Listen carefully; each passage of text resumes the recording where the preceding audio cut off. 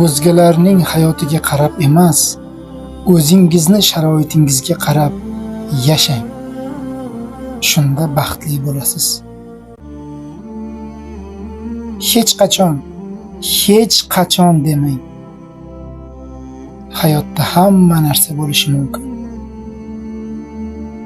Vaqti noma'lum, ammo chiptasi olingan yo'lovchilarmiz.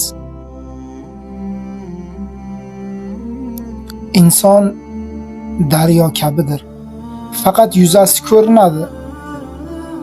Tubida nima yashiringan, qanday to'fonlar bo'lmoqda? Buni bilib bo'lmaydi.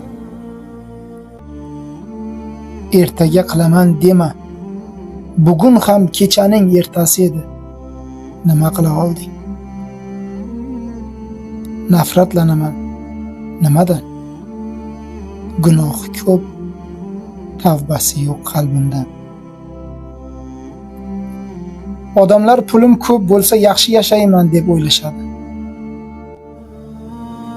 Yolg'on. Agar siz pulni qanday xarajat qilishni bilmasangiz, muammolaringiz kattalashib boraveradi. Borgan sari kattalashadi. Shuning uchun doim oyning boshida pulni saqlab qo'yishni o'rganing. Maoshingizdan ma'lum bir qismini saqlab qo'ying o'zingiz uchun.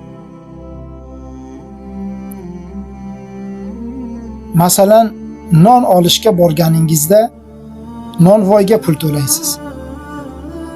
Mashina olganda esa dillerga to'laysiz. Qachon o'zingizga to'laysiz? Sizga birinchi bo'lib to'lanishi kerak.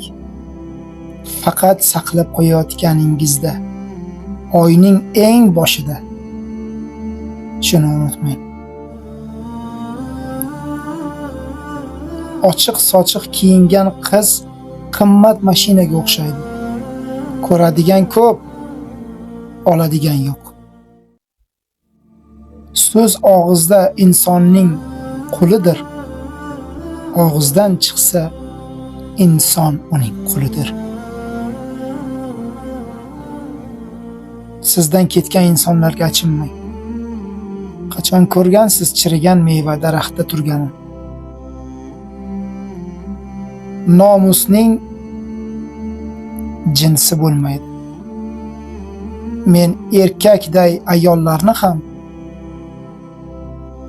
sharafsiz erkaklarni ham ko'rdim bu dunyoda.